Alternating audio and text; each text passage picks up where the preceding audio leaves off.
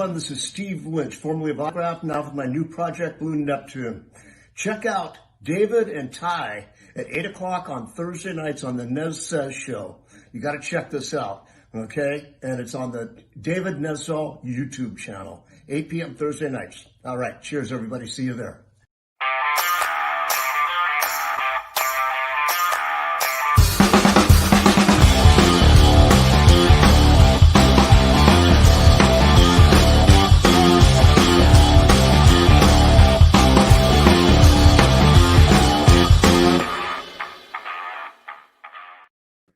And we're live once again. Today's Thursday, September 24th, and you tuned in to Nez Says, a place where musicians can come together and inspire each other to play more guitar. Thanks for being here with us tonight. We have a great show. Man, do we have a great show. My name is Dave Nesdahl. This is my co-host, Ty Price. How you doing, Ty? Hey, Dave. Good to see you. Good to be back with you.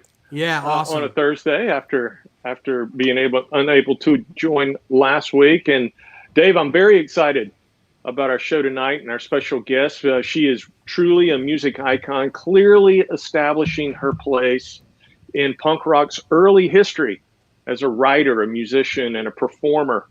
As a member of Venus and the Razor Blades, Roni Lee was managed and mentored by Kim Fowley. Look forward to talking about Kim tonight. She has a gold record for a song she wrote for the Runaways and continues to write and release records today. She's also an entrepreneur. Can't wait to talk to Roni about this. She is the founder of Play Like a Girl Records. We're very excited that she's agreed to join us for a conversation tonight. Roni, welcome to Nez Says. Thank you for joining us. I'm thrilled to be here. I love David and all his guitar talk stuff, and I watch you as often as I can, and you always have great shows. You're just a fun guy to chat with on guitars, and you know lots of stuff. Thank you. Thank you so much. Yeah. I'm so happy to see you again. Yeah, it's great to see you. Yeah. Can you believe it's been, what, now? A little over a year since we were in New York. Yeah, in Long Island. I can't say it anymore without saying Long Island. I know. It's worse. I saw Doug Doppler on yesterday, and he gave me a shout out, and I go, Long Island bagels, best bagel on the planet. Remember when we went there? Oh, great bagels, great coffee. Their coffee is amazing. That was, maybe that's why we talked for 3 hours. I don't know. Yeah. I knew it was something. Couldn't be that we had anything in common. Nah, it was after the Steve Vai thing, and we were all just higher than kites naturally. Oh, naturally high. Yeah. Yeah. And caffeine and guitars. Woohoo. Oh, no better substitute. No other substitute. It's bliss. Yeah. So let's real quick say hello to everyone in the chat, shall we? Sure. Hey, everybody in chat. You want to take that, Ty? Or you want me to do it? Sure. Yeah. Go ahead. Got quite a few. Our good friend Bent Tom is here. Tom, good to see you as always. Chris Bevan, the lovely Susie Cherry is here. Nice to see you, Susie. Jeff Cornell is here. Our friend Dwight Bailey. Roni, we love Dwight. He's so punk rock. He posts the coolest punk rock videos in the world. Let's see. Our dear friend and moderator, Mr. Ben Coombs, is here with us tonight. Crucible of Fire, 417 Hertz is here. That's a cool name. The lovely Desiree Dornan is here. Thomas Santiago is here. Thomas Santiago was the first to wish me a happy birthday last week. Thank you, Thomas. Papa Blue is here. Joe Herbie, 84. Mr. Nesdahl is here. Richard Nesdahl. My pop. Quite a few, and they continue to roll in. Mr. Larry Mitchell is here. We're honored to have you, Larry. Oh yes, well he's my hero now. And they continue to roll in. Oh, awesome. Larry says happy birthday, Ty. Yeah, thank you, Larry. Yeah. Happy birthday month. You can celebrate all month, you know. I know, right? That's what I keep telling presents coming. That's what I tell people. Yeah, it's a 30-day experience. You know, Roni, Dave and I are so fortunate to be able to talk to all different types of musicians, and you really got an early start in your career. What turned you on to the guitar? And at what age did you decide this is what you wanted to do for for a Well, career? I was 13 and I was in competition with my brother for almost everything. So he got a guitar. He got into Grand Funk Railroad, which is kind of obscure, but anyway, it was that time it was that season, that time. And he started playing guitar, and I was like, well, I could do this better than him, like climbing trees and everything else we did. And he gave up on it and did something else. And I don't know, I fell in love with it. I thought it was the most phenomenal thing in the world to make these sounds and play my records and take the needle and learn a lick and take the needle and learn a lick. But it took hours, Now every time I watch a YouTube and get schooled on something, which I do quite frequently these days, someone asks you to play like somebody, and like they'll say, hey, can you play like the Edge? So you just go to YouTube and you go, how does the Edge do it? And it takes a couple minutes. You go, okay, because you can see him, and he'll even explain it to you. How that's great. As opposed to my 45 in my room with my deco, thing. So much easier. But I don't know. Maybe that made when we had to do that, maybe it made us a little more disciplined too. So I have to ask you, how many needles did you go through? Oh my gosh, incessant. I was raised by my grandparents, so I was only allotted a few, and I wasn't allowed to listen to rock and roll. So those were hidden, like in the closet. And so I would play Too Old to Cut the Mustard when they were around and literally we had 78s. Yeah. But they were very encouraging. We all had our own accordions. They were encouraging to us musically. Very cool. So when I said to them, I don't know if I'm really into the accordion, but we used to have great family times with it. So then they bought me a piano, then they bought me a drum set, and they were so wonderful to let me just smack so I was actually a drummer in my first band, very, very first little garage band up in, after I left LA, I went to Oregon for a little while, played in a garage band there. And then I just my grandparents passed away, and around 15 or 16, I joined somebody called me, said, hey, you want to play guitar in a all-girl rock band in Seattle, and we'll come get you in a van. And I did. Never even met him before. It's crazy. Very cool. By the way, those of you in the chat who are astonished that I said how many needles did you go through, I mean record needles. Record needles. Record needles. Thank you. If you were born in 1985, you probably don't know what a record needle is. So that's what I did. Yeah, well, they're coming back, though. Yes, they are. So, in fact, I'm putting it out of vinyl next year is the plan. We all get these plans that have been curtailed. It's supposed to come out this year, an anthology record of really just my favorite things that I've done. It's not necessarily from start to finish, but it's just impactful songs for me that I've written or done. In fact, there's a live performance with me and Randy California when I played bass for them at the Whiskey that someone just sent me the audio on. And it was so fun because you can hear Randy talking and it was, the band Spirit, if you remember those guys. And for some reason they wanted me on this series of 6 shows at the Whiskey and playing bass in my silver lame jumpsuit. I have a feeling I was there for, maybe reasons other than the fact that I wasn't a spectacular bass player, but hey, there's 2 less strings. That's right. So, I listened to it. It wasn't that bad. We did some Hendrix, and I pulled it off. I did my homework. Awesome. Yeah, but it's just from all back in that day. And then I'd like to say I planned it all out, but honestly, I was kind of led by the nose. There wasn't a lot of opportunities for women musicians, so I took the ones that opened the doors open, and I stepped through them. That's how it happens a lot of times. You just you certainly had a vision because of all the groups that really came out of the LA music scene. I mean, Venus and the Razor Blades were really the beginning of an era, along with the Runaways. You guys were on the forefront of something really special happening in rock and roll. We'll have to throw that to Kim, though. Kim saw the Sex Pistols and all that stuff going on in Europe and England, and he wanted to make it happen in LA. So he did these cattle calls of musicians, and I had heard about it because I was actually playing in a stage band touring in Nevada. And I was hanging out with Rick Derringer and Edgar Winter and those guys, that little group. And we were all very young and staying up till 5 a.m. And gosh, we just had so much fun.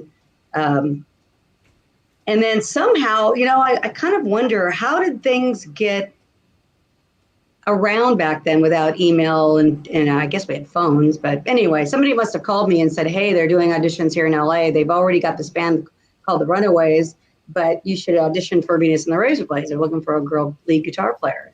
So I called Kim 3 times and he hung up on me telling me I'm not, he goes, you're not a guitar player, you're a reporter. And so I had to convince him I was, and it all worked out. But he was the one he knew that this thing was coming and this punk rock thing was coming. And so it was his vision to put that together. And man, he was right. He's right about a lot of stuff with the music industry back then. We were all young, so, Very cool. Hey, Roni, could you do me a favor if you can? Could you maybe half notch back the speakers on because you're getting a little bit of a feedback? Oh, I am. I can. How's that? Is that better? I think it is. We'll find out as we go. But yeah, okay. It seems a little bit better. Yeah. Is it coming across a little too much? It's not that it's too. I don't mind that it's loud. It's just that without headphones, it creates like a feedback loop, and it kind of delays a little bit. But that's fine. We're good. Okay. Well, we'll try that. 'Cause, yeah, it could be that. So anyway, but yeah, that's how it started. And like I said, I got an offer from an all-girl band. I think I was about 16. And I said, yeah, I'll go to school later. So I left school, and kids don't do it. But I did. I went back later, by the way. Much later. Well, back then. Yeah. Who needed school back then? Now. There were no parents anywhere. When we were in LA with all the Runaways girls and me and Joan, Sandy and I had an apartment in Santa Monica. Joan and Sandy and I were very close. Everybody wasn't as close as other people, as you see in the movie. There were, different strokes for different folks. And the 3 of us were very close. And I met their parents, but nobody lived. We were just little wild animals. Mm-hmm. I don't know how or what. It never would have been that way now. I'm telling you, it's a whole other scene now. If you're a youngster playing. I've never been, so I would love to go there. I mean, now it's not the same now, of course, but I would just love to. It's not the same. Yeah, I was talking to somebody not too long ago. Growing up in LA in the late 70s, early 80s for music was a spectacular time. I wished I would have known then that it was so spectacular. I would have taken more pictures. Mm-hmm. But there's pictures floating around out there, so it's fun. We'll find. Yeah, it was an exciting time to be in LA with the music scene then, and you guys were an integral part of all of that. You gave Kim a lot of credit for really leading you guys on this path. Roni, did he have a clear vision? He knew what he wanted. Oh yeah, sorry, but yes. Oh yeah, the vision was absolutely black and white. In fact, right down to what we wore. You couldn't leave the house without leather jackets on. Had to wear earrings, razor blades, the whole thing. So that was the shtick part of it. And he was probably one of the best at promoting that I've ever seen in my life. I mean, people were wearing my T-shirt in Japan before we had recorded anything, just on his advertising alone. On the marketing. Just the marketing. But you got to, that's only as good as we were. So fortunately, he got people that could play and people that could write. And I had never written a song till I met Kim. He made us all write songs. Even on his deathbed, in 2015, he handed me 4 sets of lyrics that I still am going to work on. And he asked me to write 4 more punk rock songs after he was gone. So I have those. And they're actually written, but I'm waiting for some things to happen on that one. But so I think he wanted it to, he wrote and wrote and wrote. Not all of it was, he just had that kind of brain. So, but obviously full of controversy as well. Can't ignore it. It's certainly there. Well, I would imagine there was a lot of controversy back then anyway with the female acts. Yeah, I mean, the 70s were so different. I feel like I was really blessed and protected in a lot of ways. I didn't really have any like horrific experiences, that I have to, go talk to people about. I really stuck to playing and to music, and I just kept focused on that, and that was my driving source of motivation. And I didn't jolly into other areas of sex, drugs, and rock and roll as much as maybe some did. I mean, I kind of kept to. I knew what I wanted. I wanted to do it for the rest of my life, and I had some good mentors. Some older, more fortunately kinder and wiser folks that helped me along a little bit back at the day too. So it was good. Very cool. I think it's important to have that. It's about longevity. Well, that's why I started Play Like a Girl Records. It's really a mentor label. I mentor artists, and sometimes you think of mentoring as mentoring a younger artist, but sometimes artists that are reshaping themselves need to be mentored as well.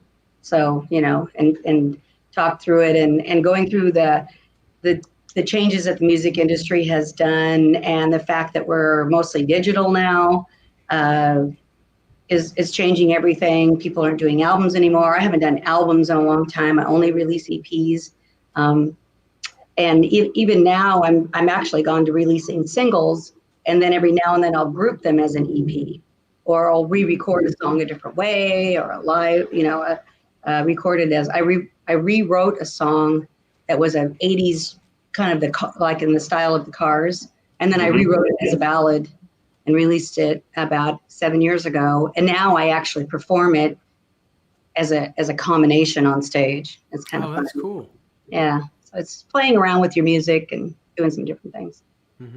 And while you are releasing EPs these days, you're loading the EPs up with songs. I mean, these aren't 3 and 4 song EPs. I mean, they're longer formats. I mean, all dressed up is what, 7, 8 tracks? All dressed up is longer. Yeah, we almost went into album mode on that because we had so much fun. Plus, I had to throw a Jeff Beck song on there because he's my hero, and I never got to record. I mean, I've played it. I play them. I play them on stage, but I said I'm recording Situation, and I think Kenny Aronoff was on that album, and Steve Wilson and Paul Higgins, just some great drummers. I have a thing about great drummers, so I got to squeeze them all in there. Well, I'm a big fan of Kenny Aronoff. He's just amazing. I am too. What a great guy! Shows up at the gig, drums in the truck, unloads them. Where do I set up? What do I do? He's going a million miles an hour. He's not a kid. He's been doing this for a while. So very cool. It's awesome. He's a great player. It's a privilege to be able to play with people like that. And, I try to keep good players around me and play with people that are better than you, play with people that have good inspiration. It just helps the whole process along. Makes it fun. Yeah. Makes it fun. Has to be fun in these times. Then I got some great gear. Got the PRS back here, and oh gosh, the gear guys that help us out and keep us going, and so there's that too. Absolutely. But yeah, I mean, it's a privilege to be able to go out, and in fact, I just got back from Seattle. I'm writing with Lynn Sorensen. He and I write a lot of stuff together. We wrote Last Lover, which was on one of my favorite songs on the last EP, and then we co-wrote Heroes. We just co-wrote a song called Prisoner, which we're going to be releasing here probably at the beginning of the year. And I have a really fun song coming out, releasing November 24th. One of my favorite 80s tunes in the world, Love Somebody by Rick Springfield. Oh, cool. That I did a rearrangement on, and a fun 80s video. So I'm just like embracing the 80s right now. Didn't he wear like this Madonna type jumpsuit? I know I'm not talking about Billy Squier, but in that video, didn't he have these like kind of Madonna type wife beaters on, and he's doing Oh, dancing yes, with his yes, guitar. yes, yes. Yeah, yeah, Very yeah. funny. Because it's he looked it was like a. he looked like he was doing Let's Get Physical with Olivia Newton-John. That's the Oh, way he right. dressed Well, in it was all that time, and he's the. But I I tell love people, him. who doesn't have a crush on Rick Springfield? Oh, Come on. he's amazing. He's I mean, amazing. actually, he's a really good player. Amazing too. guitar player. Correct. He Yeah. is. He's a very good player, and so hopefully he'll see the video and call me. Nice. That'd be good. I never met him, so there's a few out there I've yet to, touch base with. But anyway, Dr. so Noah that'll be Drake. fun. It's fun to do stuff like that once in a while and play around with somebody else's tune and make it yours. Mm-hmm. I do that So quite a bit. Ronnie, you were talking about we're living in this digital world now, and everything's digital, and people have the ability to create great records at home. But they still have to get them to an audience, right? They still have to take that next step and deliver it to an audience. And you're still very committed to marketing your music. You're making music videos that they have a budget. I mean, you mentioned Heroes a minute ago. I mean, Kenny Arnold's in that video. You've got clips of some of your heroes in that Right. video. You're still very committed to making sure the audience can have access to your product. Sure. Actually, our distribution, I distribute through Orchard, which is a Sony branch of Sony, and they, when they take your song digitally, they literally put it on like a couple of thousand platforms. Now, not all those platforms are the ones that we've all heard of, but they put them all out there. But then it stops, and people misunderstand. They think, well, all I have to do is record the song, and then surely it'll just somehow magically explode by itself. Or someone will hear it by itself. And it's really, when you finish recording a song, you're at the beginning. I tell people, you're just starting now, because now you have to distribute it so that people have access to it. And then you have to tell people about it. And you got to do the music video, and it all is processed like that. So it becomes very expensive. I think the most expensive part of a new song coming out after it's been released, even if you happen to have a distribution deal, is then to promote it. And there's all kinds of promotional vehicles out there now that there didn't used to be. There's, I didn't mention a couple of them, but they're kind of escaping they're different countries and stuff. But they have all these, they'll send it out and they'll promote it for you, and they have these packages, and for $1,000 I'll do this, and for $500 I do that. And I guess those work. It's kind of like a CD baby times 20, But yeah, you've got to be, and then you got to go, in the past anyway, I play. I go and I promote, and I try to have a presence as much as I can on, playing. I sell probably more product live than I do anywhere else. Not to mention the merch, and Larry Mitchell has a pair of my underwear. I sell Play Like a Girl underwear. Huh? No. Red ones, I think. Well, Larry. I know that you really work and our hard. necklaces. Nice. I know that you really work hard, because last year at the Vi Academy, you booked gigs around it. So you're working your rear end off. You're working at least a 10-hour day with the Vi Academy, Right. And then you're out late at night at wherever on Long Island, and you're playing gigs. It's just it was amazing. I feel like you go somewhere and you want to kind of make hay while the sun's shining, and gosh, I love New York, and being out there and putting something together was awesome. So It was fun. It's fun to do. So I enjoy it, and I take my resting days. Believe me, I do. So That's good, because we take some time off. Everyone needs it. Well, we've had a lot of time off recently, haven't we? Yes, we have.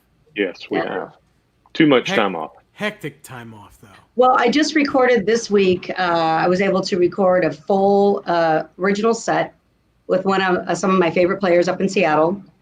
And Mike Soldano sent me over his GTO pedal that I got to use, which was phenomenal. And I took my Blue Amp, which is my little 3.5-pound 100-watter. And we set up and we did electronic drums. And we went to the studio where I do most of my vocals up there at the Full Monty studios up in Seattle, and we just played. So we're going to actually stream that and here pretty soon, and that was pretty fun to be able to get all that finally recorded and mixed and done, and just got to find different ways to play, you know. And we all looked at each other like my hands were hurting, you know. How long has it been since you're, you know, I mean, because it's different practicing than playing and then digging in and taking it. It's just different. Right. So that was a blast. I'd like to do that again next week. Sure. So, Ronnie, a couple of weeks ago, we were talking to Larry Mitchell, and we were talking about the portability of gear, and and how the portability is just as important as the consistency. Tell us about this portable rig that you're using now. So this is the Blug that I take along with me on most of my flight dates. And as you can see, it's not very much bigger than my head. And the thing that's great about this amp is it's got 4 channels in it, of course, a clean channel. It's got a boost, it's got a reverb, and then just the switch, and you can actually put it in your pedal board. So, you know, and yeah, I can run a cabinet if I want, the speakers out. So it's got the effects return. It looks just like a Marshall amp in the back, you know, or my Soldano, my beloved Soldano, which I'm still a Soldano artist, of course, and anytime I can. But it's just sometimes I just can't get a Soldano. Like I did a flight 8 to Kentucky in March before we left, and I just couldn't get one. It was either the Blue that I know or whatever they supply that I don't know. So as we all know, it's better to have your rig all together in one spot. And I'm not a huge pedal person. I run a carbon copy and a chorus through my effects loop. I run a tuner. I do have my Exotic. I have a relationship with Exotic, and they've got a couple of great pedals. I love their wah, and I love their little EP boost, which is great pedal. This big, yeah. So I usually just have the boost. I don't even always have the wah depends on what I'm playing. But that's about it. I don't really have any other pedals. I'm not a pedal, you know, I don't, it's just, I love that sound of the amplifier and the guitar. So, and if something doesn't work, if you can't plug the guitar into the amp, then it's not happening for me. So I've tried to get geeky about it. Everybody that I play with my bass player is more of a geek on guitar pedals than I am. She gets the one that I work with, Jules, down here. She goes crazy over pedals. She's got a bunch of them, and I have them, but just not your bag. That's okay. Not my bag, you know. We need more people like you that just can plug a telly into a twin, as Larry Mitchell would say, and run. Exactly. And he can play a stick with catgut on it. I mean, it's true. I mean, now he can make what he does with fractal and with all that. It's just, that's another world to me, and I love it. But you know, it wouldn't be just not my. I tried. I went for it. You know, I looked at it. I was like, oh, I still love my Soldano, my bolt top. Yeah, there's something about those. I mean, they sound amazing, and when you can take the time to learn the unit and work with it and be able to get into it, really, you can absolutely have the best tone in the planet, and it's well, you know, I've heard wherever you go. I've heard him from all the way back in the day too, with his raw sound stuff, and it's bad. He's the tone master, and so he's just graduated into this whole. You know, he uses the guitar as his voice, and he's just he's vocalizing his sound that he's hearing in his head. And I think that's what we all really should do. My sound in my head is just more raspy. There's nothing wrong with that, you know. Yeah.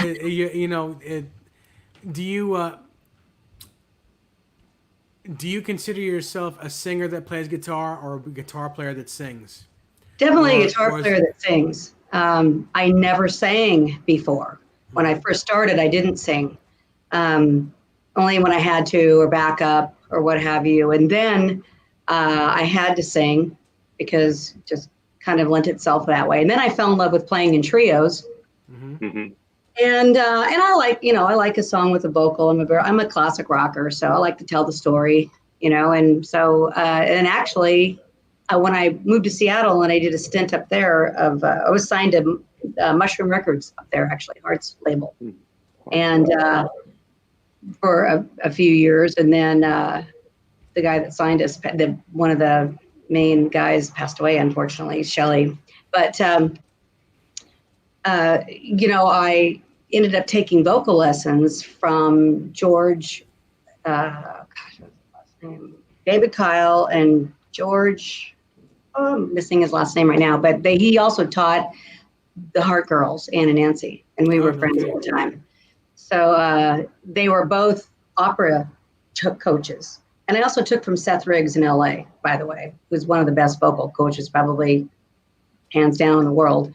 And once again, was because of Venus and the Razor Blades, they made us we all had voice lessons. So I learned how to sing, and then I learned how to enjoy singing. So that was a big difference. Mm-hmm. And so it's good to have the training, but now I love it. I love singing. It's part of the deal now. But not originally. I wasn't a singer. Okay, cool. Roni, when did the writing process come to you? I mean, did that happen early, or did you have to grow into that? Because you're quite the prolific writer.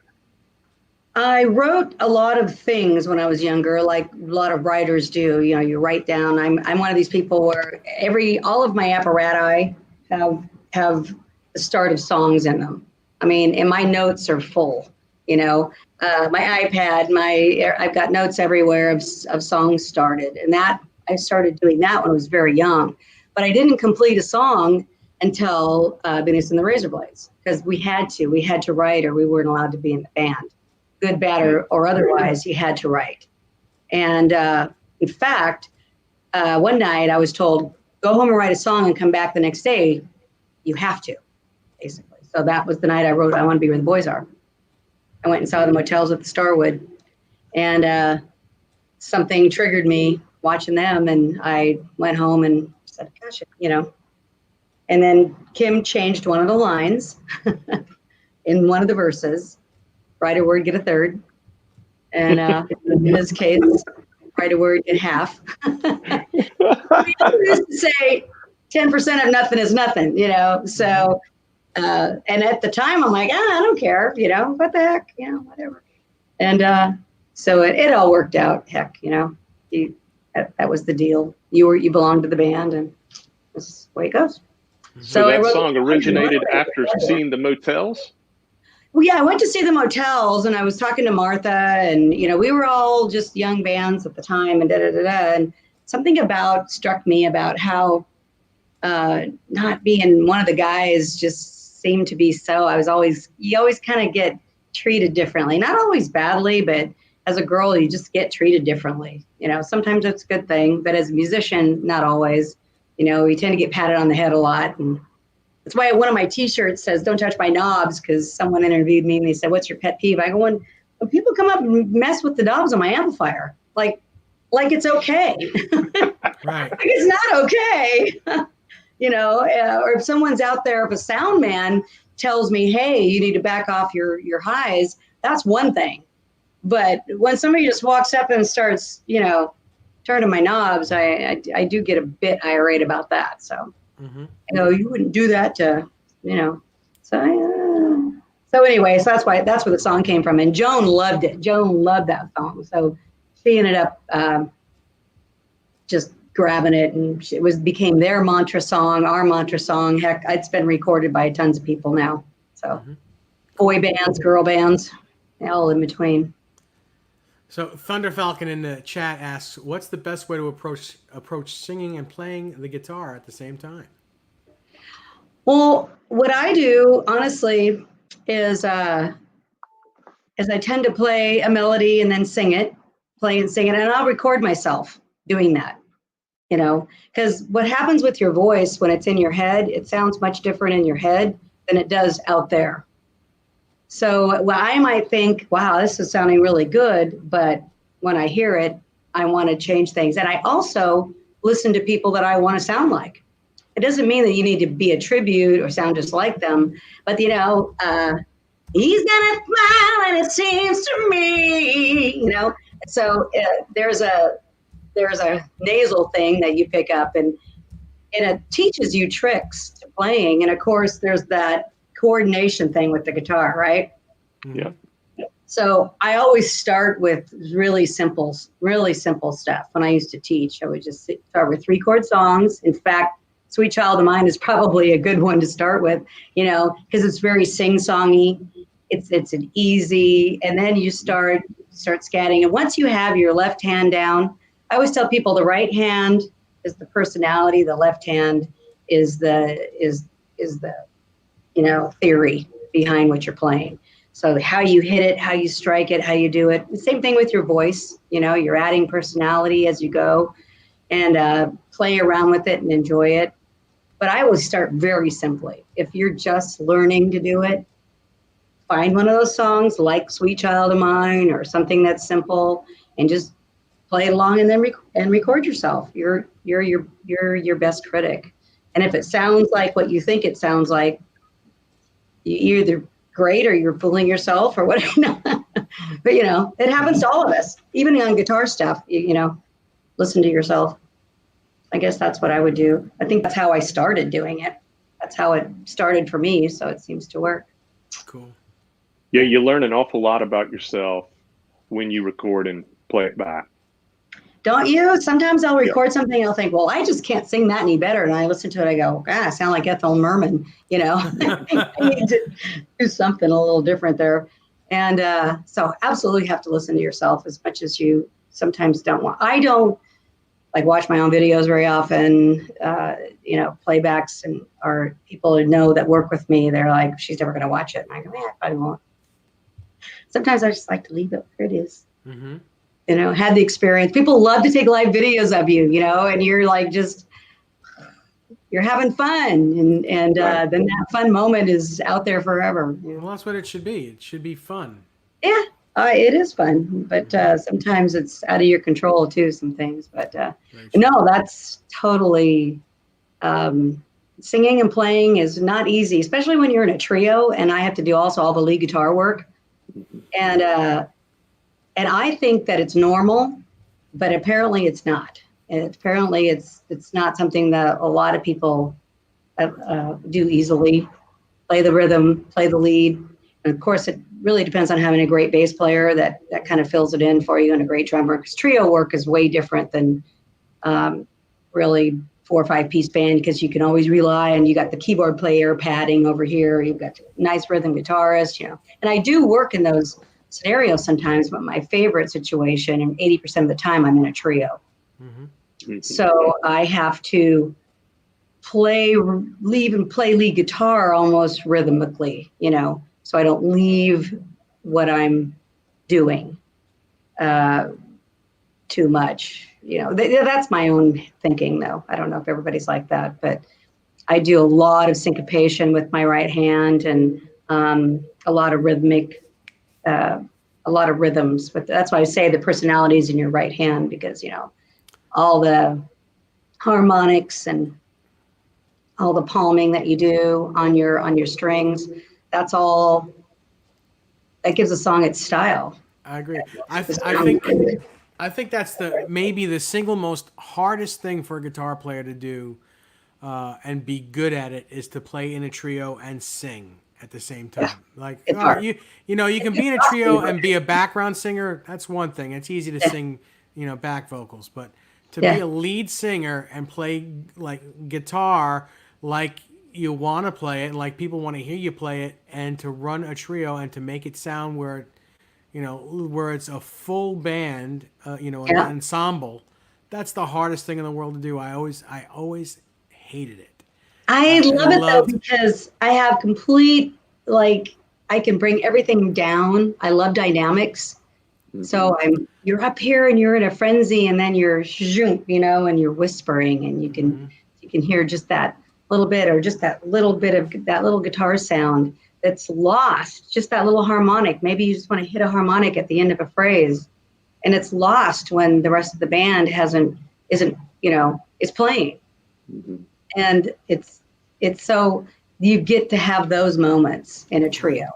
Right. I mean, for me, that's, and it's completely because I'm so, sometimes I don't play the same song the same way every single time. Sometimes I'll play it longer. Sometimes I'll play an extra solo. Sometimes I'll throw a solo to the bass player if I feel like it, just kind of how I'm feeling. Yeah. So it's fun to play with me on stage. Well, I've seen you play, and it's a pleasure to watch. It really Thank is. you. It's a lot of fun to watch. It's a good show. It's an emotional thing for me.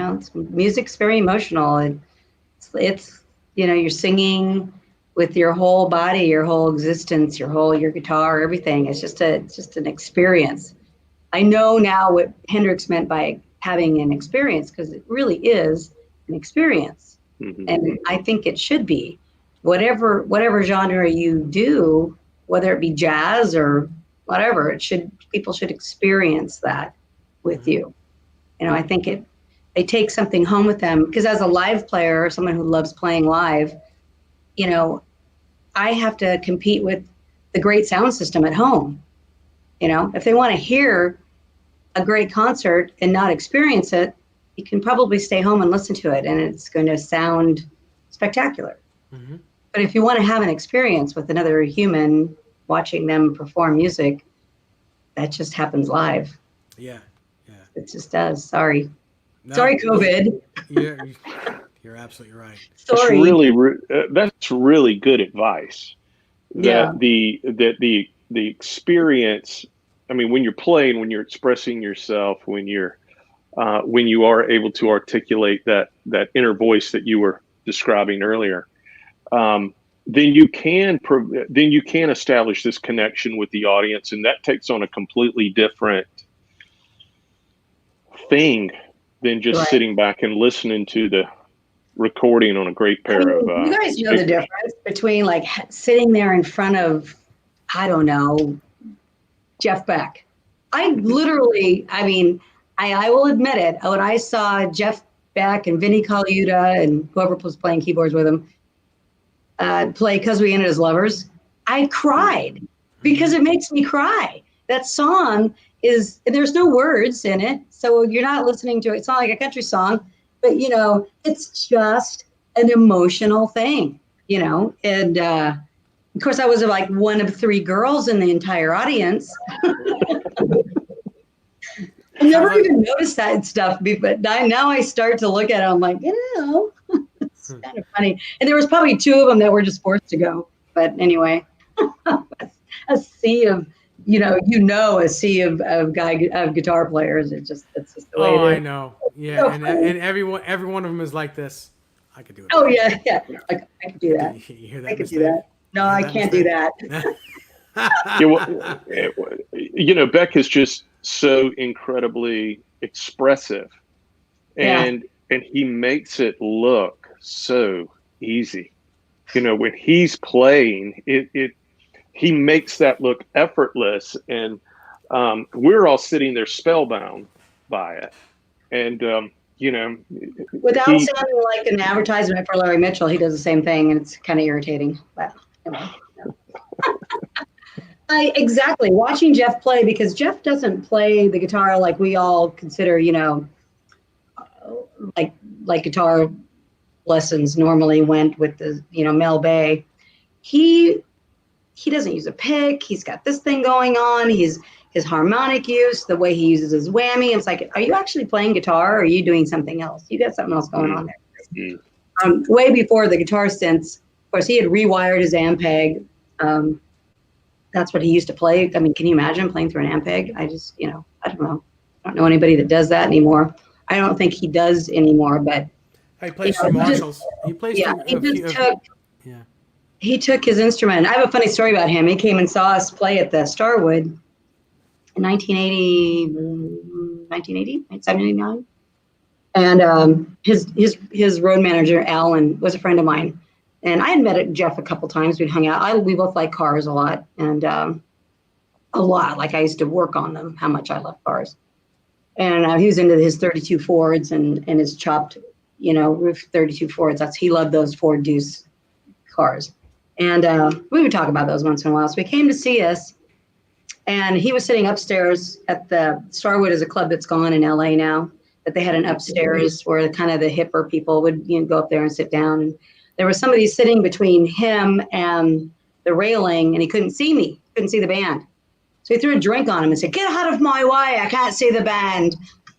That's awesome. They came up to me afterwards and said, "Jeff Beck just threw a drink on me because he could." I go, "I sound like him." He's very impulsive. But he didn't come to a lot of my shows, but he came to a couple, and I was quite overwhelmed both times, just shaking in my boots, Jeff Beck's here. Get out of the way. Yeah, how could you play when Jeff Beck is sitting there in the audience watching? It was horrible, actually. It's really hard to have your hero standing in the audience. It's not comfortable at all. Don't recommend it. Fortunately, we were playing I Want to Be Where the Boys Are and punk rock songs like LA's Burning and Punkorama, so I got through it okay. But we were on Rodney on the Rocks every Sunday, and punk was just flying through. I played with the Ramones, a couple shows with them at the Whiskey and then the Starwood. I don't know if I actually played with them at the Starwood, but oh my gosh, we just had so much fun.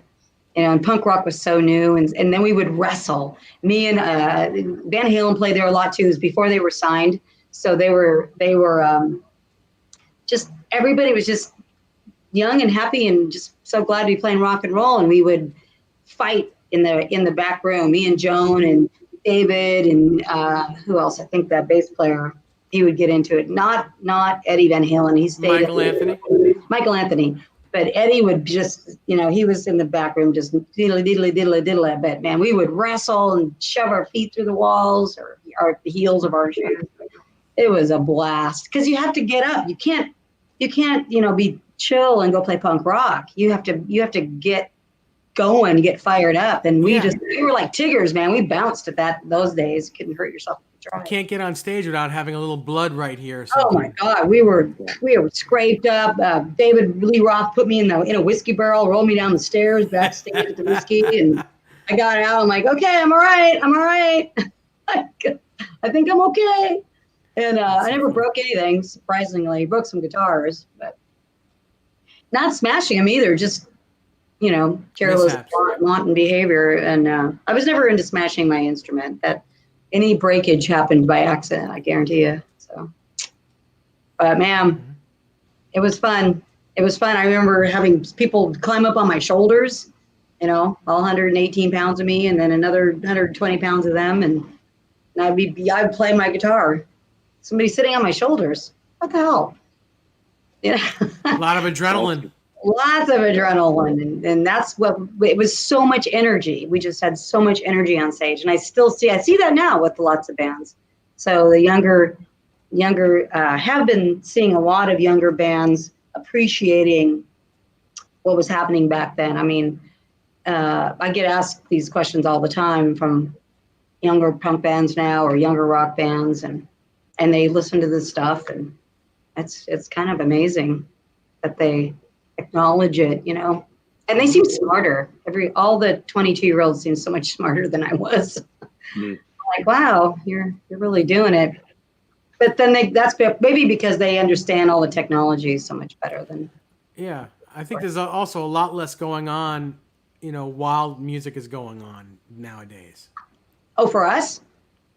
I think for the kids today, I think there's a lot less going on than what was happening when you guys were.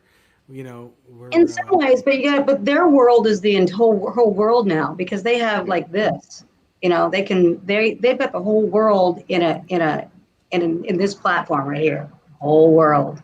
Yeah, it's one insane. mile at a time.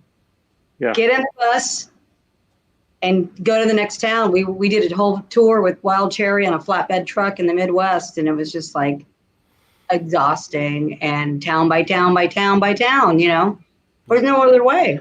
That's how it was. So, and I tell people, even to this day, I've got friends that have done these big albums with these big budgets, And then they sit there at the end, and I've gone and done shows with them, and I have more draw than they do. And they were like, well, how come? We have this great album. We don't understand.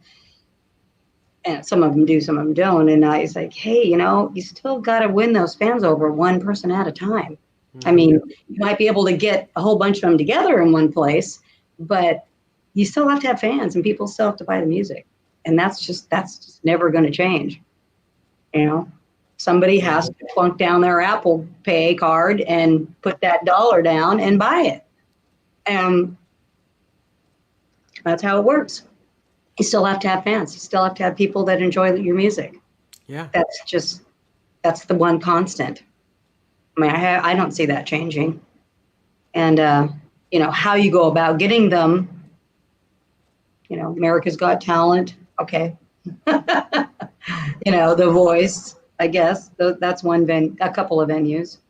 Not my style, but. Yeah, I never got into those shows. I don't put down people that do it because I don't ever put down people anyway. It's just not my thing. I feel like we're all here struggling, one step at a time. So I don't do that. I don't put anyone down either, but the whole point of that show is, I mean, if you're on the show The Voice or America's Got Talent, you've already made it, because if you don't win the show, you're going to get a record deal or something is going to happen for you because you've already been on TV and millions of people have seen you. That's your, I always tell people, when you get lucky, you need to be ready. Mm-hmm. If you get lucky more than once, then you just need to be ready. People say, well, I didn't have this song. I go, you need to be ready, because music business is mostly, there's a little bit of luck involved. Not going to lie. There's just a little bit of luck, but the luck stops here when I was staying there with my Silver LeMay jumpsuit on and Kim Fowley walked in the door, I played, Scatterbrain by Jeff Beck, and I got the job. So it's just still had to be ready. That's not easy to play. I still had to play something. I just picked that. It wasn't exactly punk rock, but man, that's not an easy song to play either. No, it's not. I love it. But that's part of it is to. And in fact, when people ask me, is it tough being a girl? And no, I love being a girl. Being a girl is spectacular. It's my favorite. I haven't been the other one, but so far, this is 100% glad that I'm a girl. But when other girls who, it's easy to get a chip on your shoulder about it a little bit, because we all get talked down to. And by the way, guys get talked down to too. You got your pecking orders of everything. So. But as far as being a girl and having that happen, my advice is just be good. Just be as good as you can. Just get them back by being good, by being in the club. You got it. The only way to get in the club is to achieve a certain amount of ability, and we're all on that ladder of ability, right? Different places. But the more you can play alongside someone and be different and be unique and be who are you, be as good as you can be, that's just the only way to really combat it, in my opinion. You can stand there and shake your fist all day long, or you can stand there and play a guitar. And I prefer playing the guitar to shaking my fist. So. And I like nice people. I'm not one of those bitches. Sorry, can I say bitches? Yes, you can say whatever you like. We're all adults here. I'm a bitch. I'm a gay. It's just not my thing. I mean, in a punk rock band, I probably did a lot of things that were probably bitch-y behavior. But persona, though, that's part of the persona back then. I mean, whenever you're on stage, maybe you don't want to be, maybe you're not going to be, a total idiot, but there is this persona that you have to.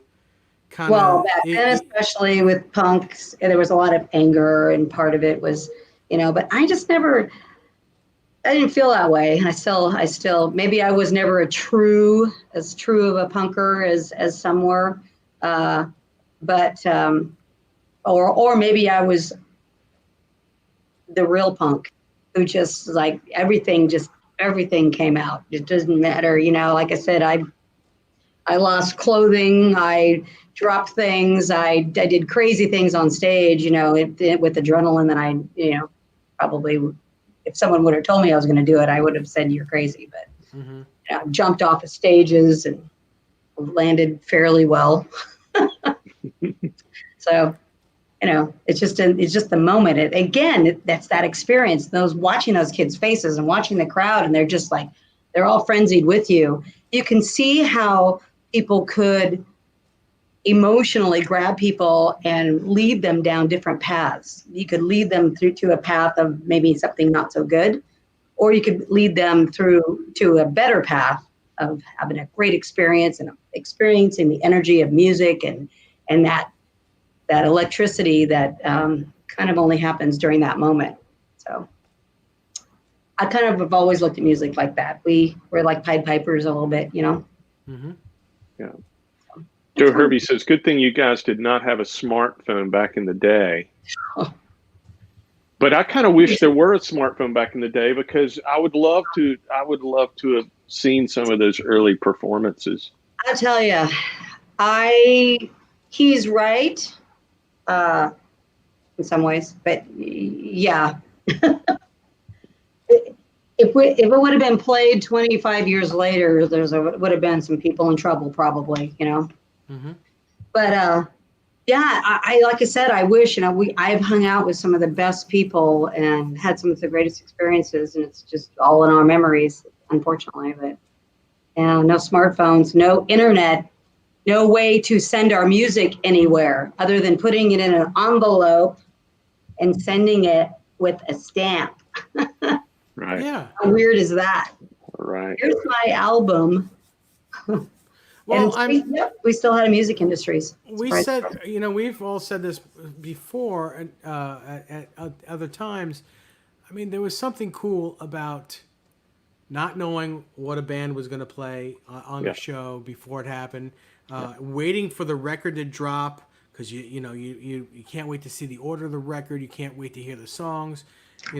Seeing the artwork of the thing. Now it's all done for you before it even happens. You get to hear the songs weeks before the records come out, and when you see when the show happens, sometimes within the hour, it's on YouTube, the whole show. Oh yeah, before it's over, even, right. Which is of course the whole Facebook thing. Now they're saying, we don't want you streaming whole concerts on your phone anymore. That wasn't the concept of Facebook in the beginning, and it still isn't the concept of Facebook. So, well, we had a different experience with music then. Absolutely. It was a mission, right? You went to the record store and you either were on a mission to purchase what you were there to get or discover something new. I mean, how many records did we buy because the album cover was cool, or the band name was cool, right, or the photo was cool? Yeah. And we're missing that relationship with the physical product. We'd bring the physical home. You'd open it up, you'd go through the liner notes, and you would get that granular with all the content, and you're missing that. And then to your point, Dave, then the second part of that was the live show, and you would go to the live show and see which tracks from this record we purchased are actually going to be performed. Yes. Live. And remember, if you were disappointed that the fifth track on side one didn't get performed, you're like, well, how could they leave that out of the set? How could they leave out the B-side? It was the best one. I mean, the way I discovered Van Halen, I went there when I was 11 with didn't know what a Van Halen was. I've said that what a Van Halen was. I didn't know what a Van Halen was. I thought it was the show we were going to. I thought the show was called a Van Halen. I'm going to a Van Halen. Okay. So, and I went with a kid and his dad, the kid that I went to school with. And, like the way I discovered Van Halen, other than that night, is seeing my buddies with the VH logo on their blue canvas notebook in school. That's what is that? What's that VH? And I then learned, oh yeah, I went to see them last year. That's how you learned about it back then, Well, it's not the same anymore. Like I said, the whole world's open to us on the internet in one sense, but we've lost some of the experience of live, and I hope we get back to it again. This year has been odd for that. We're all scrambling, trying to figure out ways to keep it going, but it's just not the same.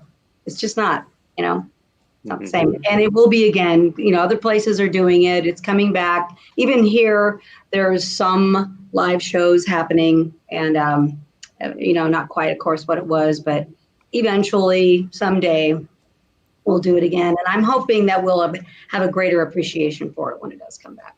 Yeah. That's one thing that I hope we learn from this, to be honest. And people will go. There was a meme going around for a while on Facebook. It was one guy standing in front of the band, and it was like, "We'd like to thank Bobby for coming out and seeing the band tonight," And it was it is getting a little bit, like that. Like the audiences were falling back before this even happened, before COVID happened. It was tough to get on. Now you've got three, even Poison and Joan Jett and Guns N' Roses on one show because they can't sell out their one show. Yeah. So it's happening already. It was happening way before the flu. So hopefully it'll get back to different things. And some of us will just never quit. Mm-hmm. So there's that. Yeah. Yeah. Well, you come in contact with a lot of younger bands, and I think one of the things that I was always attracted to with punk rock music was the whole organic nature of it all, this real community nature of it, this DIY. I mean, you guys were trailblazers. If the path didn't exist, you cut your own path. I mean, you didn't let the rules really confine you. Do you still see that attitude in younger bands today, dude? No, not as much. Like I said, we were really truly raised by wolves back then. I honestly, we were very young. I mean, when I mentor an artist now, or I go see a younger band that plays with us and they have to stay in the back room because they're too young, their parents are right there. I mean, they're much more developed. Typically, they're disciplined. They're better players a lot of the times. We were more like, yeah, this is fun. I'm gonna, and so they have all that going for them. But there's not a lot of that free, wild spirit. I don't know if it was just a thing of the 70s. If you grew up in the 70s, like I did, that was the time when we had come out of the 50s and 60s where it was a lot of controlled environment, and it was just a more revolutionary time. I don't necessarily think that it's the fault of a musician today because they can't experience the revolution of the 70s. I'm not, we are experiencing a revolution now and it's quite different, but the revolution back then was hard to describe. And so every path was new. Every discovery seemed so brand new. And these days, I feel like they're more rediscovering than they are discovering for the first time, which is not a bad thing. And they're rediscovering it and they're trying to relive it. That word in there is key because so many kids are, you give guitar lessons to kids and they want to play classic rock. First thing they want to play is classic rock. They're not, that's their favorite stuff, Yeah. Boston, they want to play classic rock songs. Of course, Zeppelin and all the other stuff too. Foreigner and, of course, all the typical stuff, but they're reliving something that I feel like we did for the first time. And when you're the first person, like if you were, a discoverer of the new world and you're walking across the Midwest for the first time, it's way more exciting in some ways and way scarier also. So it's just, and you can't repeat it. You can't rediscover, California. It's just, you can't do it, but you can enjoy California and everything that it has. And you can certainly, have those moments, but to be the first ones is spectacular. I can imagine. Music Therapy Laz, thank you for the $3 super sticker. Thank you very much. Thank you, Laz. Thank you. Yeah. Yeah. So these days we're rocking and rolling. I'm working with some artists. now and then with my mentor label, and again putting out some music, and looking forward to next year and doing some touring, because I'd like to get back to Germany. I'd like to get back to the people that I play with. I usually pick up bands where I go. I don't take my own band everywhere. First of all, I love the thrill of playing with new people. I love it. It's like candy to me. I just think it's so awesome to discover players other places. And there's so many amazing players that it gives you a chance to experience a whole thing on stage with them. You know, I send, of course, my music ahead of time, and then they just learn it. And then we just, monkey around on stage. We have a blast. Have you guys, I'm Ty, I think you've heard it, but I don't think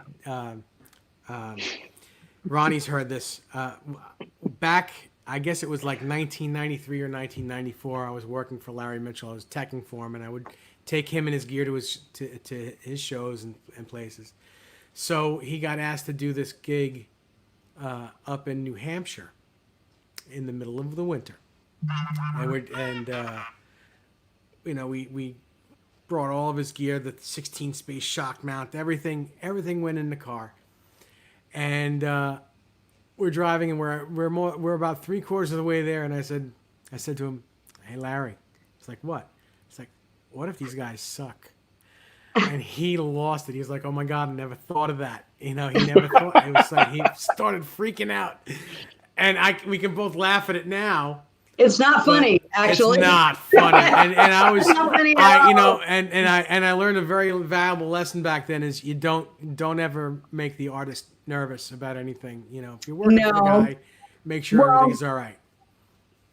I usually do some vetting before I pick my players. It isn't like it's not like an enterprise agency, I'll take the cheap one, the cheap Kia.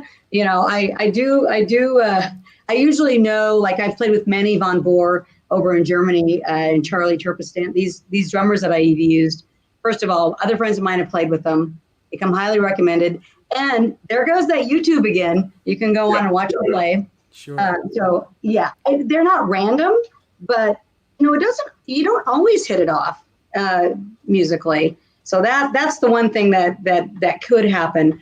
But see, I don't know if I just like a cheap thrill or what, but I love that feeling of being on stage. That's why I do a lot of sort of jamming on my solos and stuff, and throwing things out, and I'll yell something at somebody, because I like that feeling of what's going to happen now. It can go either way, and I would say 90% of the time there's a great outcome. 5% of the time there's maybe shouldn't have done that.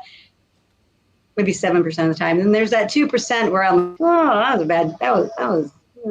But I never had real true train wrecks. I don't think professionals really have train wrecks. You can always make something pretty out of a sow's ear, eventually. Putting lipstick on a pig, as they say. So if you're going down a wrong way, I usually just have everybody take a breath and go, okay, boys, come on, drummer. And you're only as good as your drummer anyway. So a great drummer can pull you out of just about anything. Mm-hmm. I have found. And I've played with, my last single I did was with Brian Tichy. He's another great drummer. Oh, it's fantastic. Yeah. I'm telling you. And people underestimate working with the people that they want to work with, because they predispose themselves to thinking this happens in music in general, doesn't it? I can't do that. Oh, that's Adam. Oh, this would never happen. It'll never work. Just like in the cartoon. Just try it. Find out. Ask. Yeah. Go for it. Mm-hmm. Play the solo you think you can't play. I don't really believe in holding. We all limit ourselves and we all battle it, but you should. In music, limitations is kind of deadly, isn't it? I mean, Yes. You can't go. When I was a kid, even, and I hitchhiked from, I think it was somewhere in Oregon to Los Angeles by myself to get to a show or to get to an audition. I don't even remember. I hitchhiked by myself. Not a good idea, kids. Don't ever do it. Stupid, stupid, stupid move. But when you're so intent on getting somewhere and playing something and doing something, that nothing stops you. It's just, that's how I've always been. I was told in the first band I was in, you should quit playing guitar. You can't play guitar. You can't do it. And it's probably true. I probably think I would played for about 8 weeks. And it just never occurred to me that they were right. Never occurred to me in a million years. And I was like, well, okay. So I just went and I joined another band. I took some theory lessons. In fact, this girl keyboard player saved my bacon on a job that I got playing in a Reno show band. I said, well, I can't really read charts. So she taught me.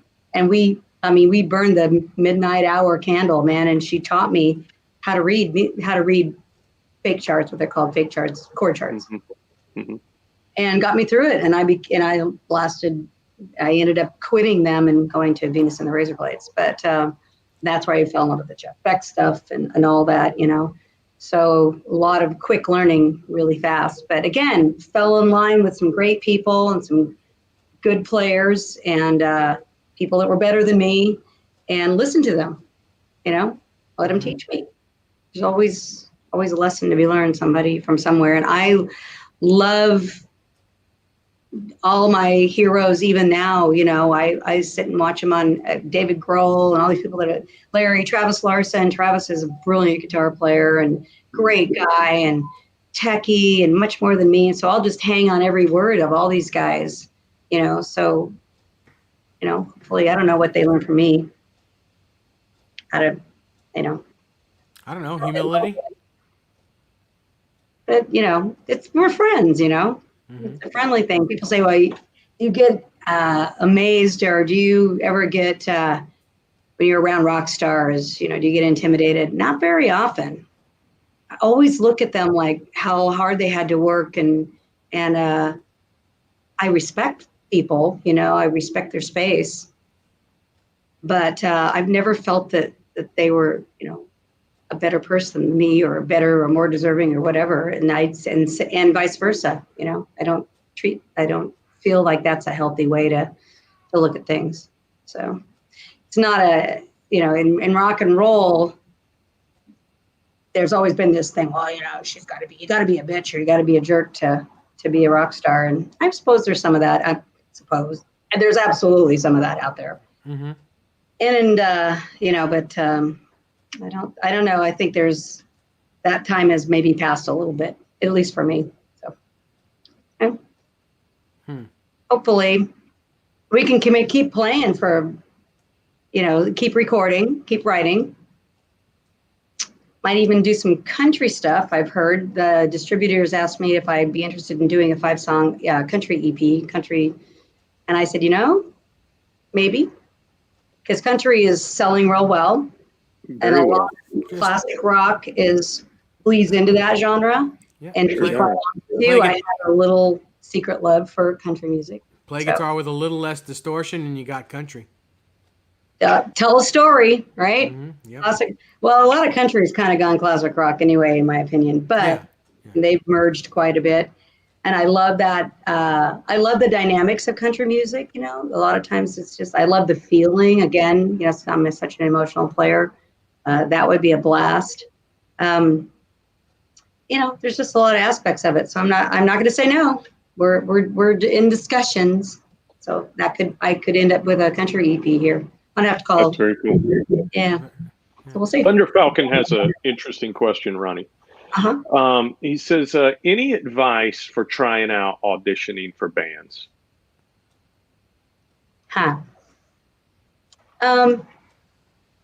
I would say, well, first of all, if he's talking about just being a side musician, it kind of makes a difference whether you're going to be in a band, or if someone says, hey, we need a guitar player for a show. They're completely two different functions, right? And I'm very, very clear as a band leader. I make sure people understand this is my band, and you are a hired gun in my band. If you ever seen the movie Hired Gun, you should watch it. It'll change your life. And that's how it is.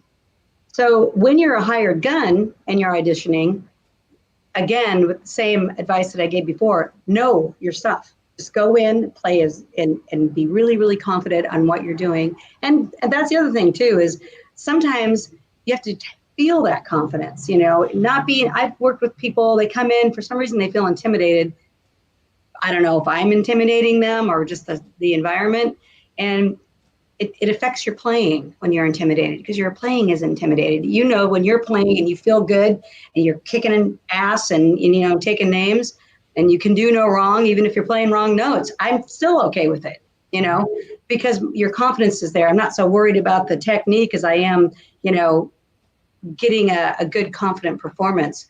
So go in with confidence. And if you don't feel confident, play it so much that you do. So yeah, most people, if they just go in with a good attitude, and one of my favorite things that Alice Cooper said, he goes, if I have to ride on a bus with somebody, I'd rather ride on a bus with a player that's not quite as good than an asshole. So a lot of it is it's just so much attitude, I think, when you go into something like that, where you don't really know what's going on. You don't know the people. So you just have to have a good, confident attitude in your playing. And of course, you know, be that person that somebody wants to be in a band with, you know, and you know what that is, because you know who you want to be in a band with. So, oh yeah, I don't want to be in a band with. So, Desiree has a great question. She says, "Who's been the most influential person in your music?"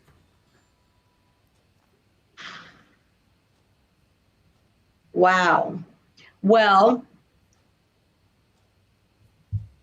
that's pretty difficult to say. I would have to say, to be honest, I have to go with Kim Fowley.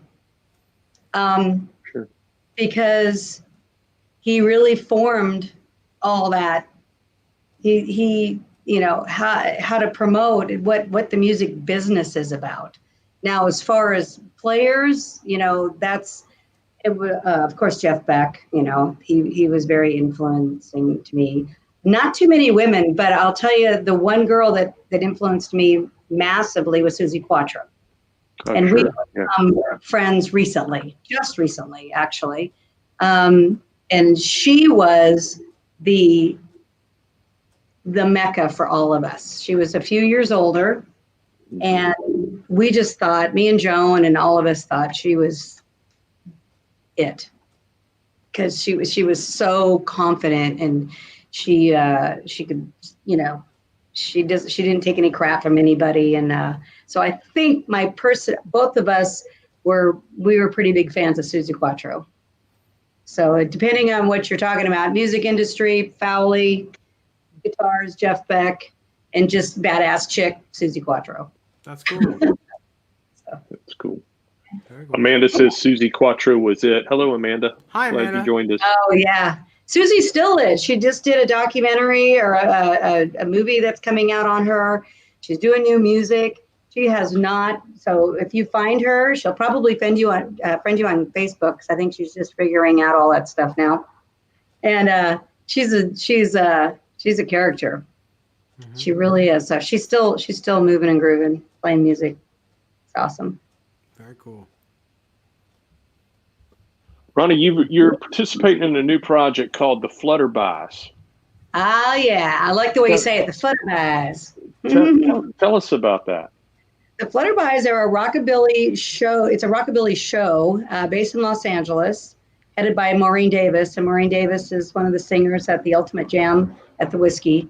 And she's a phenomenal vocalist, musician in her own right. And it's all girls, and it's actually a stage show. So we have lines, and we have these great songs, and it all got put on the hiatus with the COVID, but now we're trying to put it together where it's in one of those drive-in shows. So we're trying to move over to that, but it is a blast playing with those girls. We've got Claire Ghost on fiddle, who's actually a classical violinist, but she's just amazing. And stand-up bass, Sonia Sanchez on stand-up bass, and it's just, it's a blast. And so I'm really looking forward to that stage show coming about, because it involves acting and music, and it's got a little science fiction in it. It's got a little rockabilly in it. It's got some love story in it. So it's a fun project. So we'll see what it does. Yeah, it'll be a blast when it happens. Too bad this thing stopped a lot of people's projects, you know.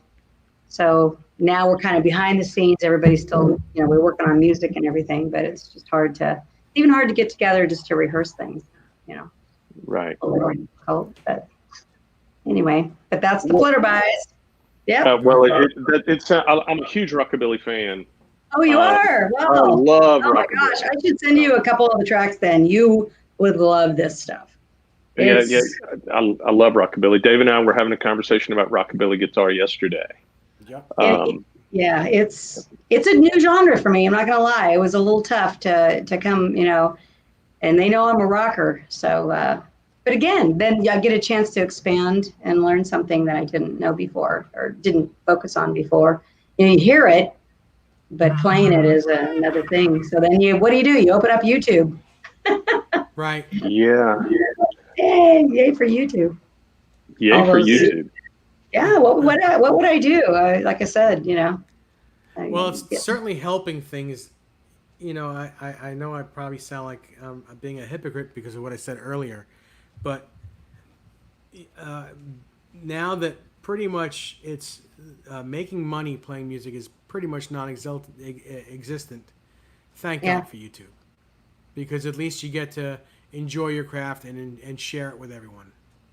Well, I feel like we just are kind of keeping it pumped up for now. You keep your presence going. You keep people. You give them an anticipation of things to come, hopefully. And all of these platforms, they're just tools, and you can use a tool wrong or you can use a tool right. And so when people get upset with the tool because it's not meeting their needs, it's probably because they're using it the wrong way.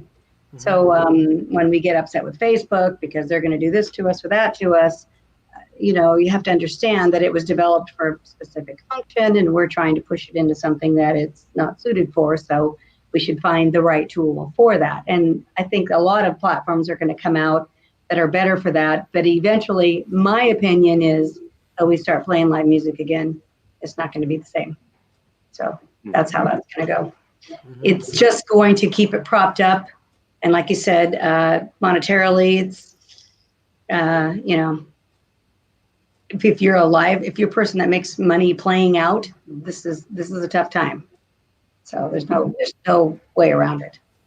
But thank God we have all these platforms that we can stay relevant and keep our stuff going. Like I said, I'm putting out this video. So we had a blast. We recorded the song. I did the video. It was a celebration of the 80s, and let's have some fun. And it's dancey and it's cute. And it's not the most incredible guitar solo I've ever done in my life, but it fits the song, which is important.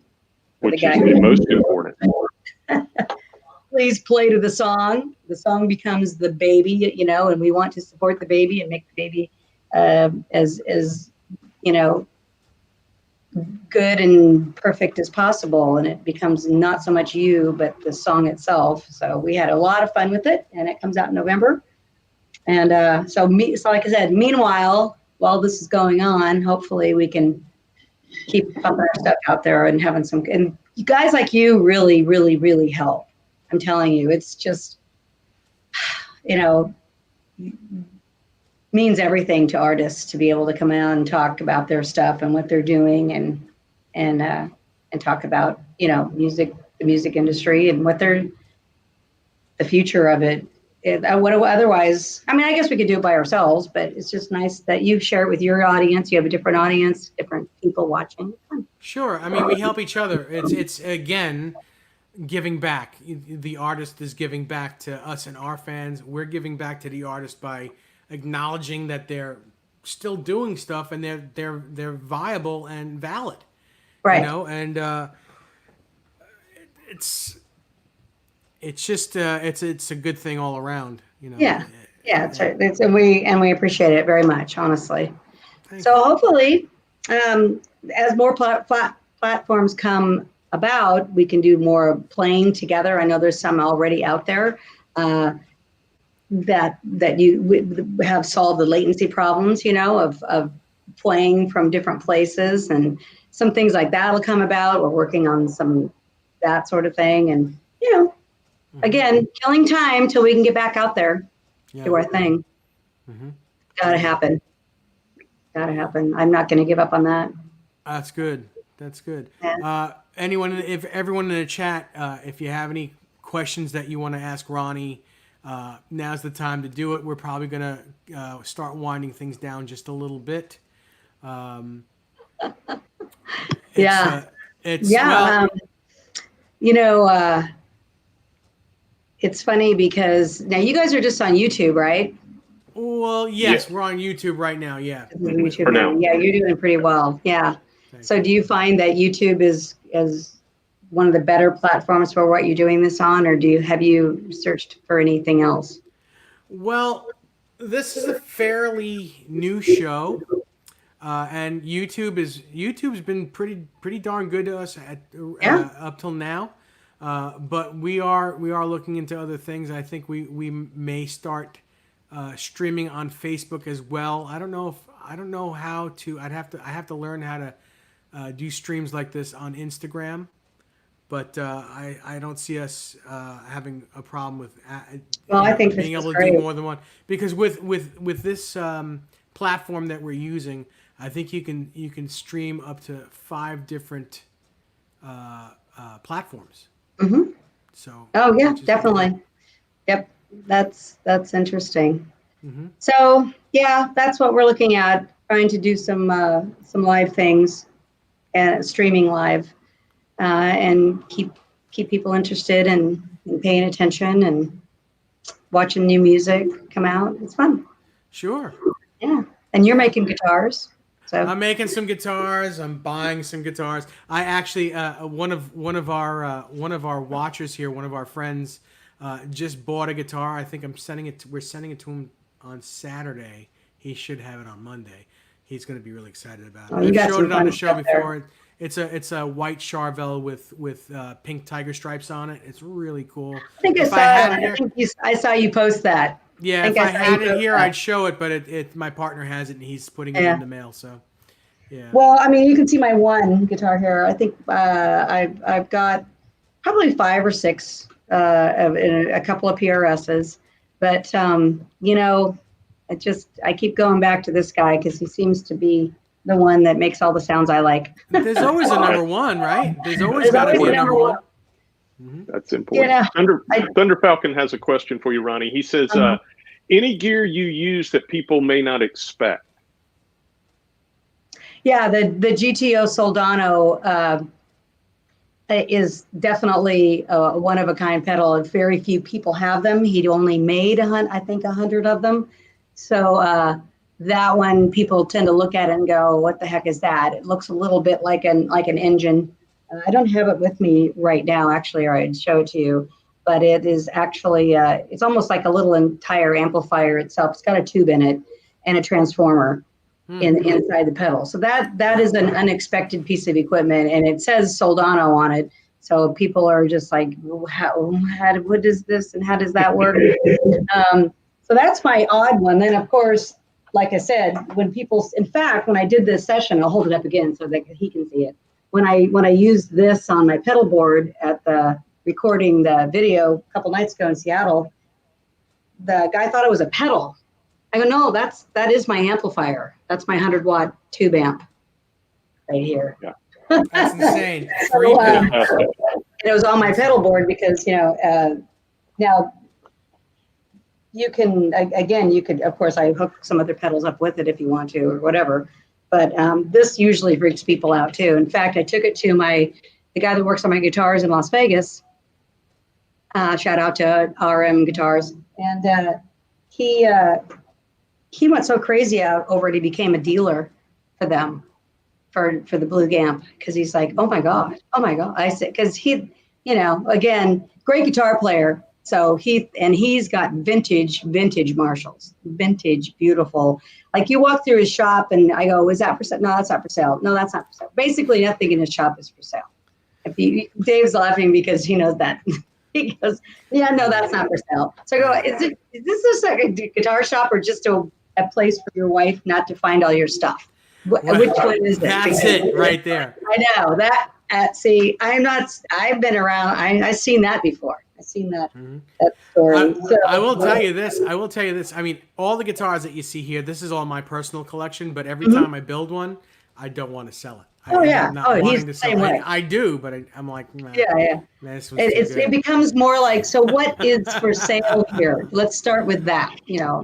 3 out of the 12 of the 12, more like 35 guitars hanging on his wall. So anyway, he loved this thing so much, and he's very picky. A lot of guitar, he's been doing this a while, and he's got a great ear, and so he says, I got to become a dealer for those guys. So I put him in touch with Thomas, and so now you can buy him out of RM Guitars in Las Vegas. But it's just spectacular for its size and what it's done. He has really captured that real guitar sound, which I'm, as we discussed before, really picky about. So you'll see this blue thing sitting on my pedal board once in a while, and you'll see the Soldano Supercharger, it's called, off to the side, and everything else is pretty standard. You can buy it at any GC. Mm-hmm. Cool. Except maybe the exotics, but I get those. Terry 3Gs asked if we could see the number one up close. Yeah, of course. Thank you. I love showing the number one.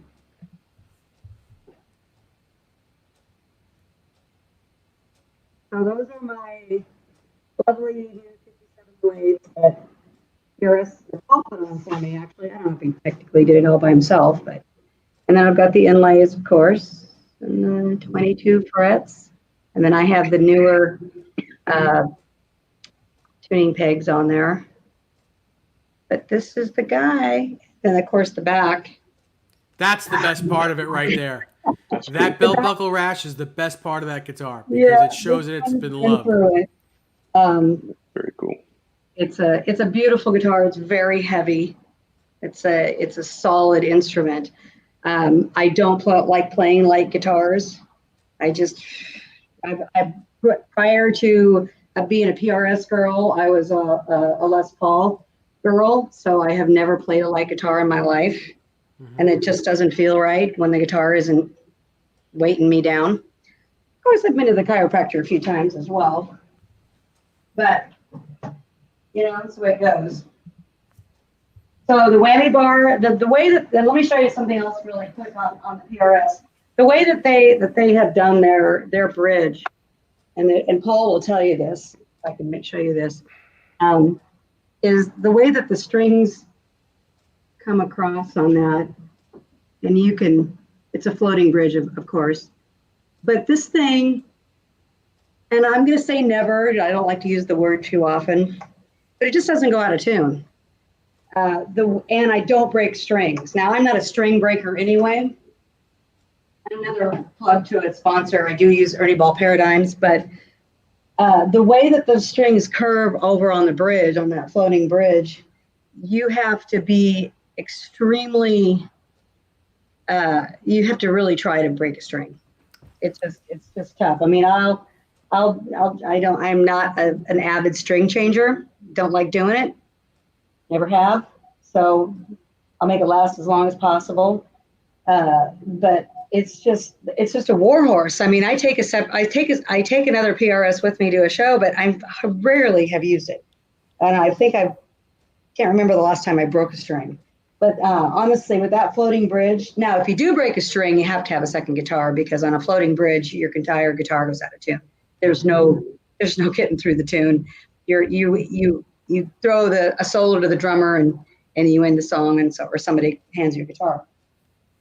But it's just the perfect workhorse guitar to me. It's got five positions here on the pickup. Sorry, I'm looking at it upside down. So I can do all kinds of positioning with the pickups, and then of course there's just a volume and a tone control. But it's just, when you can take one guitar with you on a fly date or something, that's just the one. Then I usually borrow something wherever I am, for that one time I'm going to break a string, which doesn't happen too often.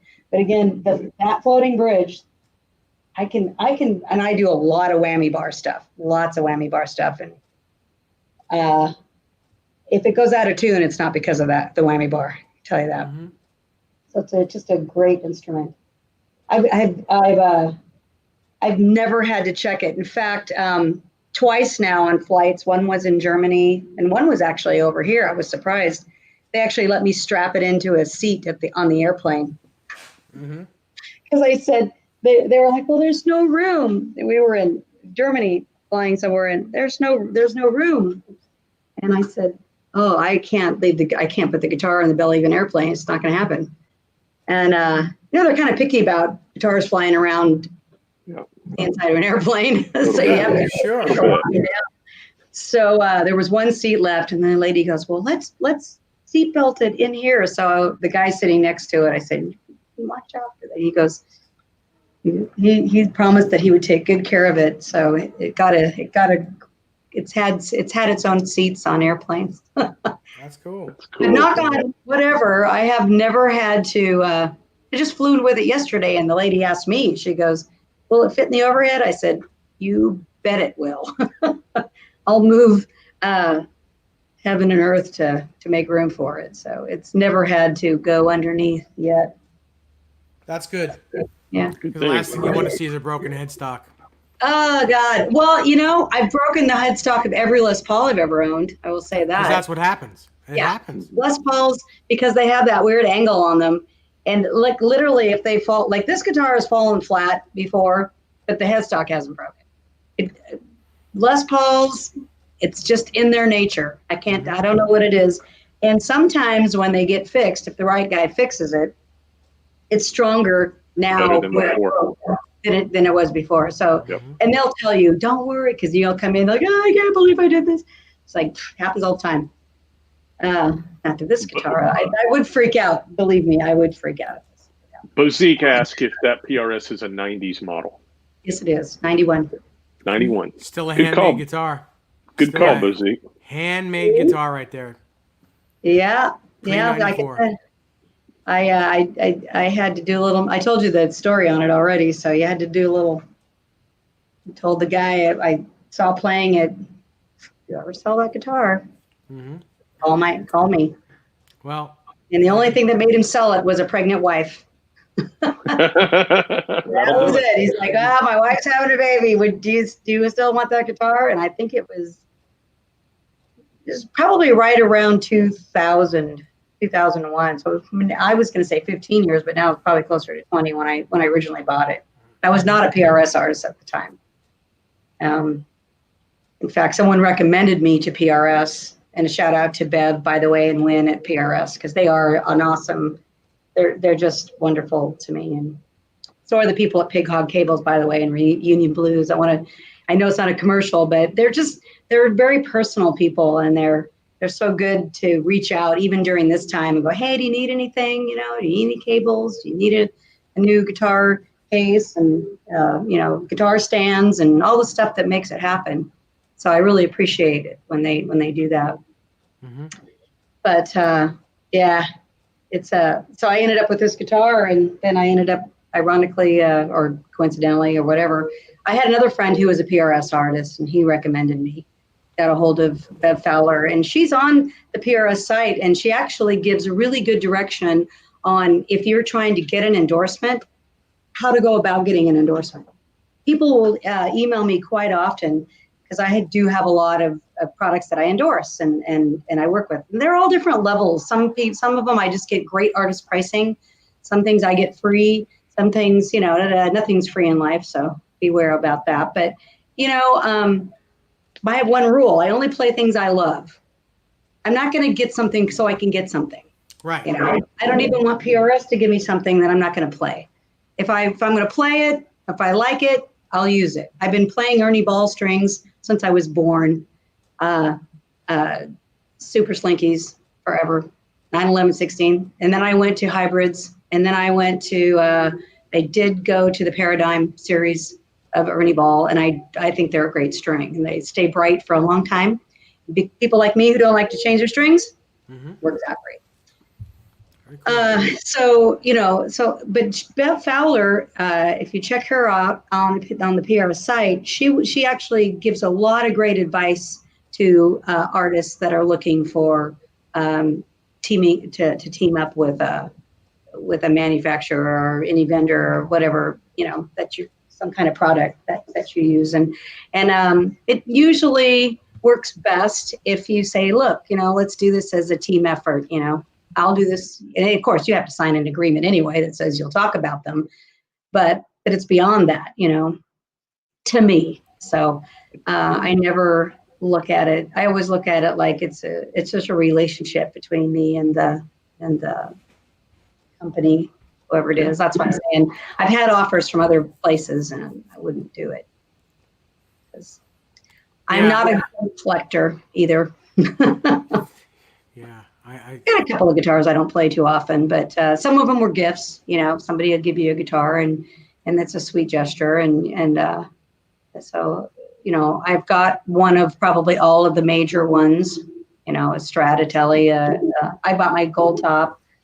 I still have a gold top, and I have a couple PRSs and a couple of acoustics and a ukulele. What else? That I still know how to play very well.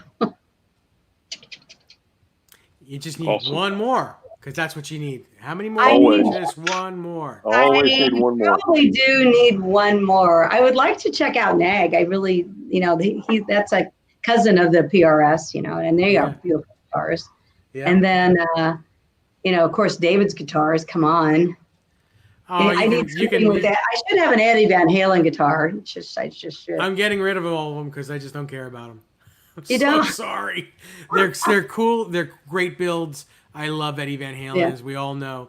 Yeah. But right now, lately, I've been putting together I hate to say collection because I'm not collecting, but I'm putting together a collection of guitars that I need for my toolbox. If I'm gonna do a session and I need a semi hollow body, or I need a P90, or I need I've got like 35 Floyd Rose 2 pickup guitars, and no one needs that many of those. Right. No one needs that many. I totally get that. And I feel like that's the way I am too. I've got the guitars that I like to have, that I want to have, and I'm not looking. There's always invariably somebody puts a guitar in my hand and goes, what about this? Except for, there is one. I wouldn't mind having a 335 because I usually use a 335 on rhythm tracks, almost always. I say I play in a trio, but when I'm recording, I probably got 4 or 5 guitar tracks going, like everybody does. One of them is almost always a 335 rhythm guitar track. Beautiful guitars. It's just, Joan's first guitar when she was playing was a 335. Joan is a rhythm guitar player, as we all know. She's not a lead guitar player. And that guitar was, as they say, bigger than her. It's gigantic. And that was her guitar of choice at the time in the 70s. And we all played them. So I'm not sure why I didn't end up with one. Have to think about that. Anyway, so that's my next one, I think. Cool. In case anybody wonders. Very cool. Thomas Santiago, thank you so much for the super chat. Thank you very much. Thank you, Thomas. He says, great show. Thank you, Thomas. Thank you very much. Yeah, it's been fun. Had a great chat. Thank you, guys. Oh, it's our pleasure. Well, it's our pleasure. Do you have any other Thank you questions? so much for joining us. Hey, listen, I know the chat's full of guitar players. If you've not listened to All Dressed Up or Cold Hearted Lover, Ronnie's newest single, the guitar tunes on these songs are crazy good. Great playing, great songwriting. I mean, she's a very experienced songwriter. Go and listen to her records. They're fantastic. Thank you, Ty. Yeah. We have a lot of fun. I record my guitars actually at Ventura Sound, Fresh Crown Sound in Ventura.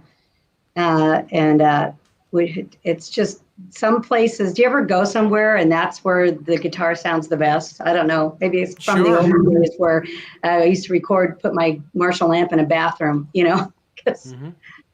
And there's a studio in LA in Ventura that I do all my guitars at. It's just I don't know why. It just sounds great there.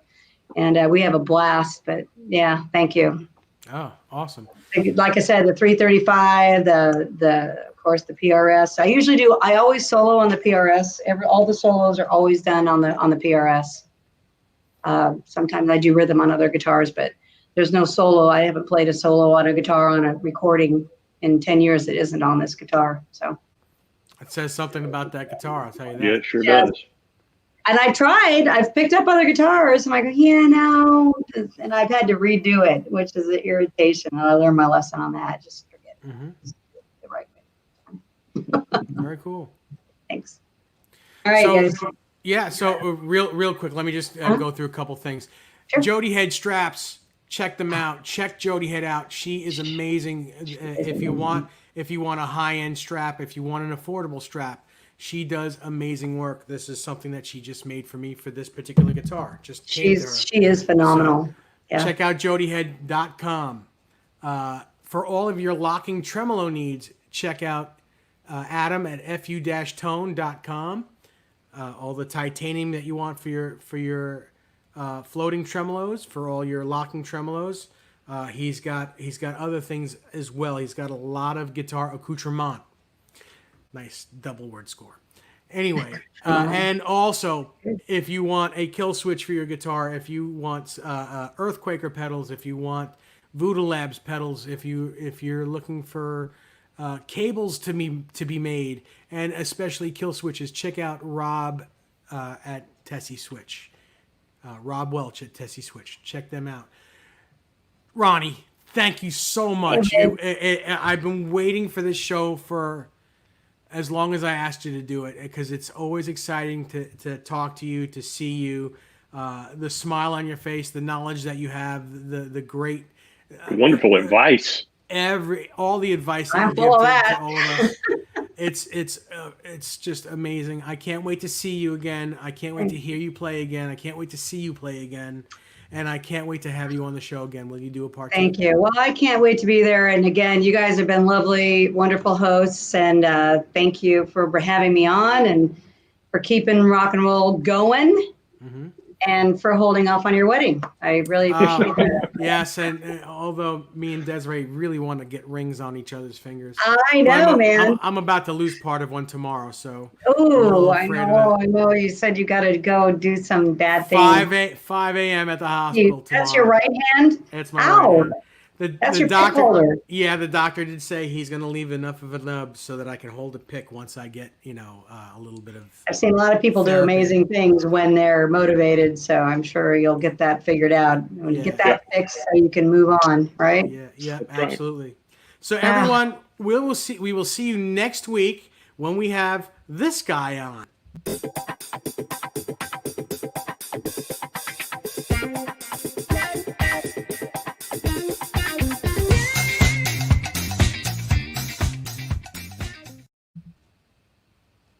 Okay.